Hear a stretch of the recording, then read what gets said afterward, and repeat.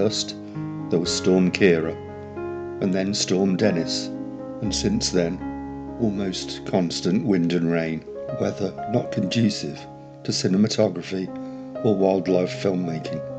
But I've started to get withdrawal symptoms now from being able to get out and about filming for Nature Notebook. But as you can see, this afternoon the clouds are rolling away, revealing blue sky and a brief window of clear weather.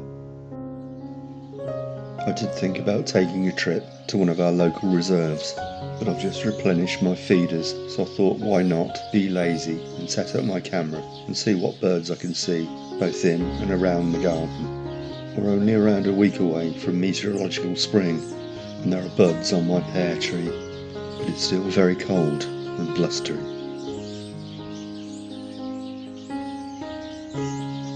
I'm incredibly lucky and privileged here in Northamptonshire to be able to look up into the skies and see these wonderful birds.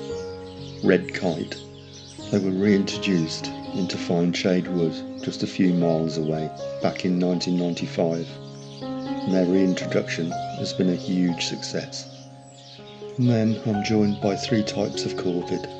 First, the striking magpie, not always a welcome garden visitor, especially during nesting time, and carrion crow.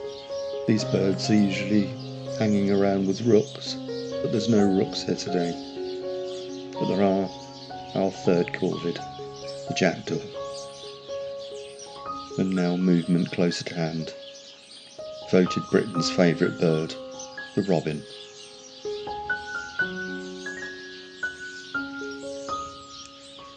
Another visitor to the ash tree is this wood pigeon, busily eyeing up what's going on in the garden, but doesn't come down to feed. And likewise just below, this collared dove, which does decide to descend into the garden.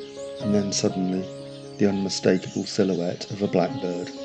During December and January, we have blackbirds with dark beaks, the Scandinavian migrants, but the last week or so I've noticed that the blackbirds in the garden have bright yellow beaks, so it looks like the native birds have now returned. It's a nice thought that the hedges that surround the garden are home to a community of house sparrow, a much declining bird. Some leave the shelter of the hedges to take food from the feeders, and some prefer to feed from the ground on seed that has fallen from the bird table. The numbers of house sparrows in rural areas has declined by half, and numbers in towns and cities by 60%, and they're now a red-listed bird and are a high conservation concern. And here's another once common but now red-listed bird, the starling. The news of newly replenished feeders has obviously got around. Someone once described the starling to me as a dull black bird. They obviously had never looked very closely. The starling is a strikingly handsome bird. Its plumage is far from dull.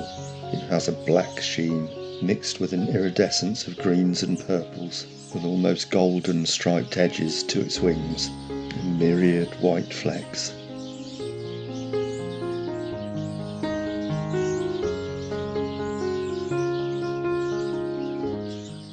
Once the starlings have established that there's no danger, they come down to feed. When starlings feed on a soft surface like grass, they push their closed beaks into the ground, then immediately open them up, making a bigger hole so they can extract insects or worms. And you can see this starling on the feeder doing just that, as it probes among the seeds, looking for the mealworms that have been mixed in.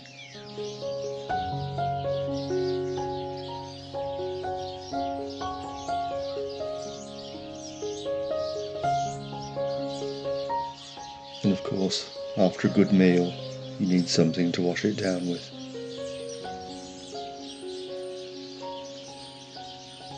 Or maybe, like the sparrows, despite the cold weather, you need a refreshing bath. I'll see you next time.